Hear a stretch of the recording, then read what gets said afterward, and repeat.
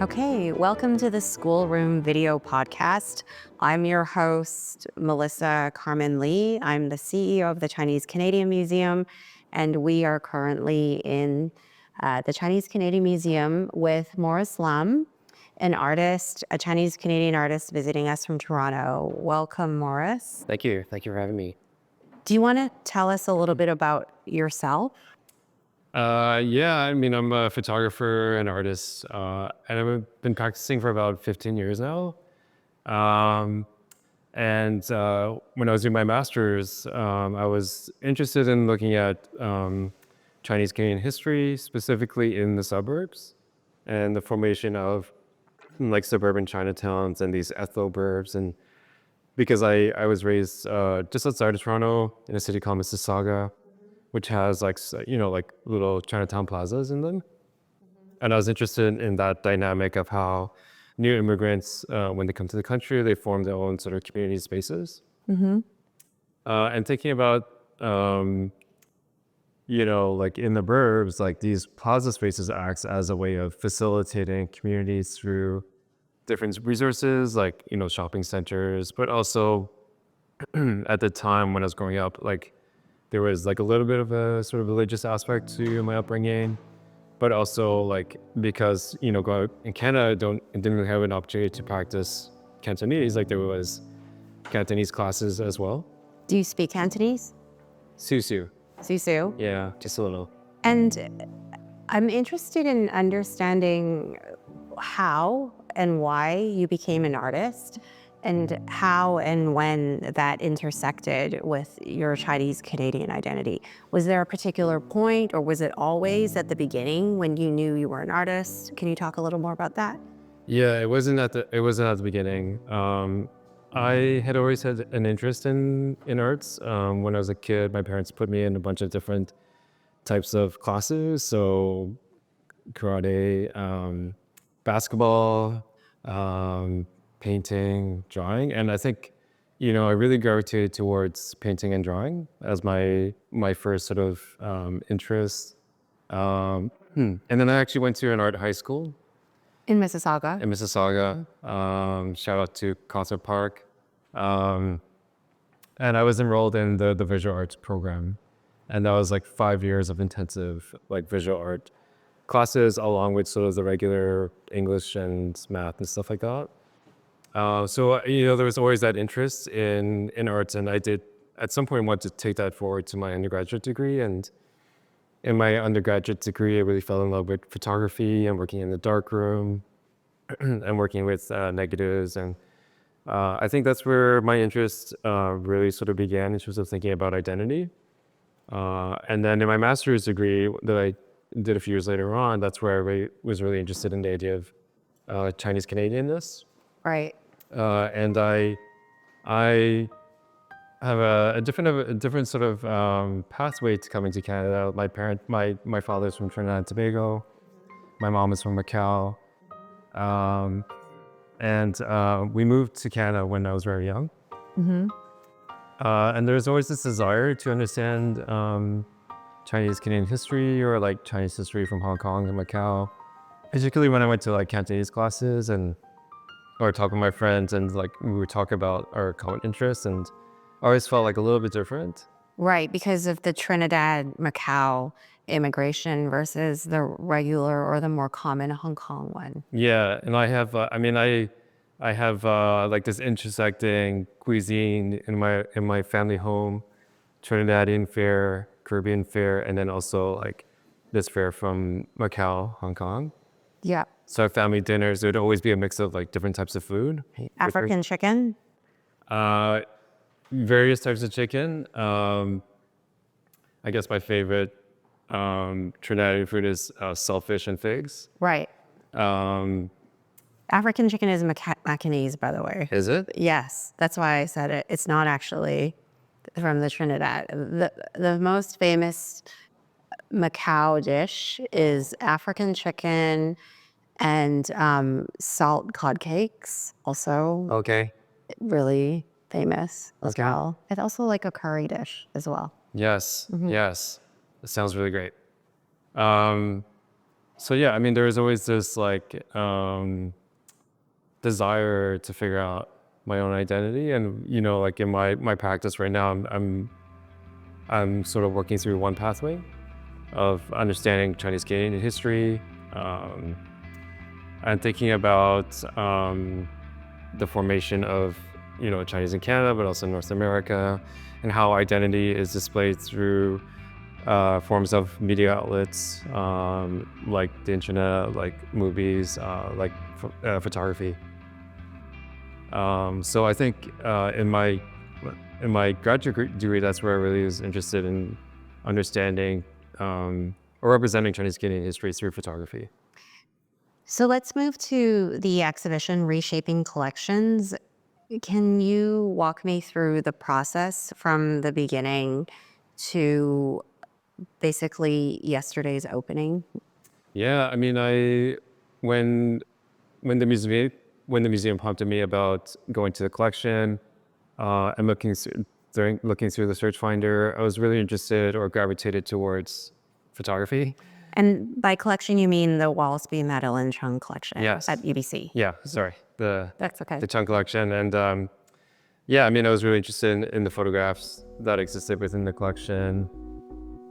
And as I was sort of doing the initial offering of research, I was thinking a lot about Calvin Clement's work on Yu Chow and the photography of Chinatown in the early 1900s. And also artist Karen Cho, who had an exhibition in 2019 at the Kaufler Center about photography stages. What are photography stages? So like backdrops. So like in a studio photography setting, oftentimes the photographer would have designed a set. Right. And the patron would sit either in front of sit or stand in front of the set, and the photograph would be taken in front of that set. So I was interested in those dynamics, like this decision-making behind a photographer's angling of the photograph, but also like, what props they used as well. So that really interested me. And searching through the archive, I really noticed the work of C.B. Wand or Cecil Bo Wand, and a photographer that I really didn't know much about and lesser known than Yu Chow. And I really wanted to sort of investigate, their work and perhaps like how they approach photography. Also a studio photographer working within Chinatown, had studios in different parts of Vancouver, but did have a studio in Chinatown. So that was a really important aspect because, there was an availability to have people come in and take photographs. So would you say he was a rival to Yu Chow, do you think, or just a different studio I think at the time? Yeah, I mean, I think just a different studio. I don't know for sure if there was a rivalry, but I mean, I think at the time, like photography, to have like an Asian photographer or Chinese photographer in the city was very rare on its own. Most photographers were more Canadian. So I just appreciate the fact that there were Chinese photographers. The other thing I wanted to ask you is, it feels like a nom de plume, Cecil Bo, like not his real name. And when I was looking at your work and I was looking at Cecil Bo Wand, it really reminded me of the famous British photographer Cecil Beaton, which is also at the same time, like in the 1900s, was also really prolific and photographed the Queen and celebrities. And I wondered whether Cecil Bo knew Cecil Beaton's work and kind of took that name from him, because it feels like it's not Chinese as well. So that was something I was thinking about today. Wow, I didn't make that connection, but perhaps. I mean, I definitely think that there could be, some overlap in terms of like choosing your name, and like Cecil's, the character of his name is actually Wong. Right. So I thought that was interesting that, like when coming to Canada, like, like his name got converted to Wand, and choosing Cecil, I think was also a conscious choice too. So perhaps there's that connection there, right? Yeah, Yeah. no, absolutely. And can you tell us more about your favorite part of this whole research to commissioning new work and exhibiting process at Reshaping Collections. Yeah, I mean, my sort of main practice has been sort of working or photographing various architectural spaces within Chinatowns. And in the past, I have been working with archives. So this was a really nice opportunity to work with an archive again. But also to understand, the photographers that came before me, and who were, interested in photographing community, and understanding or figuring out a way of how, we represent community. So looking at Cecil's work really sort of gave me a sense of pride, but also, for me, a distinction of like how perhaps I can potentially work in the future as well. What do you mean by that? I think there was like, if you look at the works in the exhibition right now, there's a pride to the way that Cecil presented and offered the photographs to his guests, right? Like the fact that there's like, if you look closely, many of the photographs have this Cecil Bone Wan seal. And they're also the physical photographs are inserted in this really nicely framed package. So I mean, I think there's a level of care there with the photographs, and I think that's really important, particularly at the time, but also now to understand, what the actual photograph meant. It meant like, you're being photographed by this particular photographer, but it also is a way of being seen. Right. Yeah.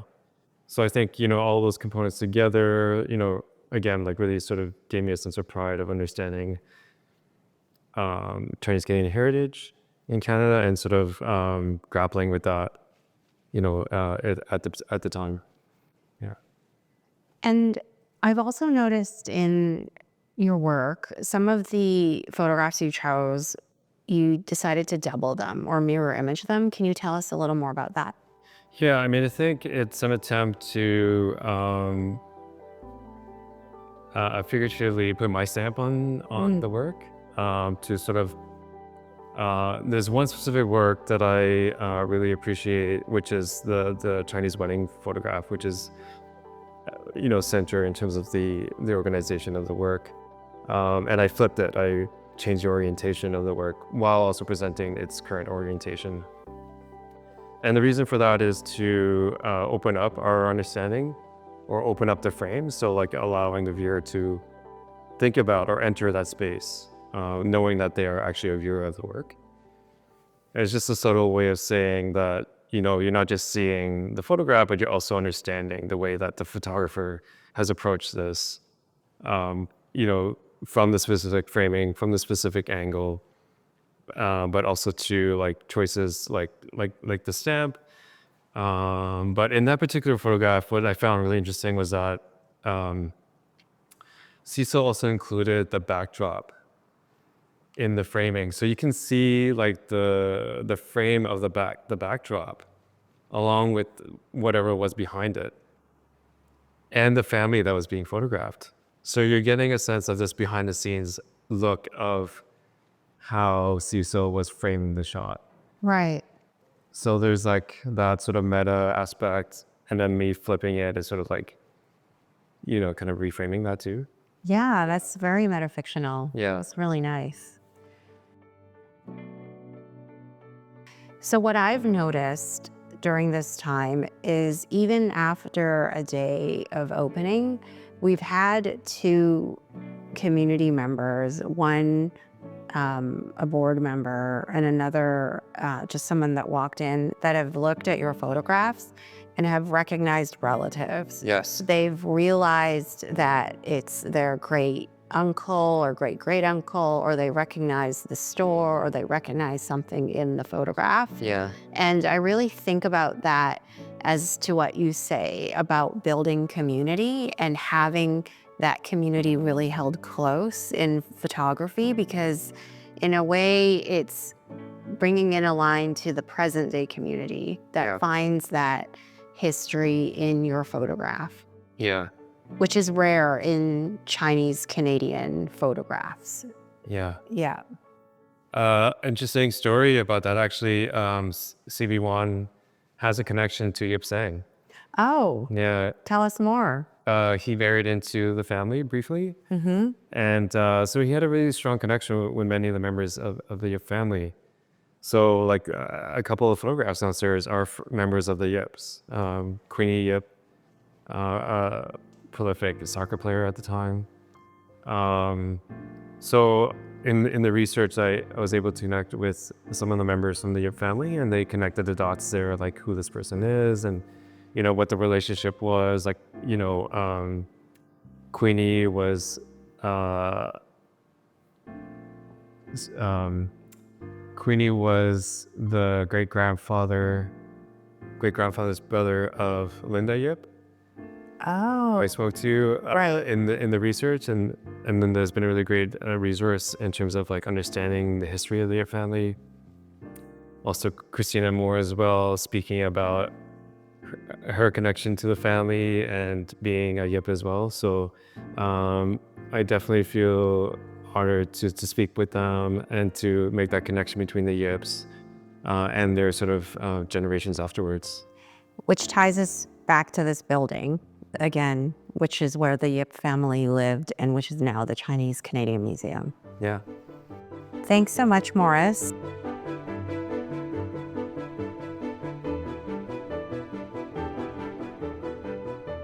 This podcast was recorded on the traditional territories of the Musqueam, Squamish, and Tsleil-Waututh peoples. We invite you all to reflect on the territories that you're on and the host nations, and pay respect to their elders, past, present, and emerging. This Schoolroom special series, featuring the artists in Reshaping Collections, was made possible with funding from the City of Vancouver and the Province of British Columbia. To learn more about the Chinese Canadian Museum and book tickets, visit us at www.chinesecanadianmuseum.ca and follow us on Instagram at ccmuseumbc for updates. The Schoolroom is presented by the Chinese Canadian Museum, hosted by Dr. Melissa Carmen Lee, and produced by Rosalie Gunawan. Production of this video podcast special series is supported by Adrian Ma and Haley Sang-Savan. Videography is by Wakefield Agency. The theme music and original audio was created by Joshua Young, and graphic design is by Studio Pian Pian He and Max Harvey. Stay tuned for the next episode of The Schoolroom, available wherever you get your podcasts.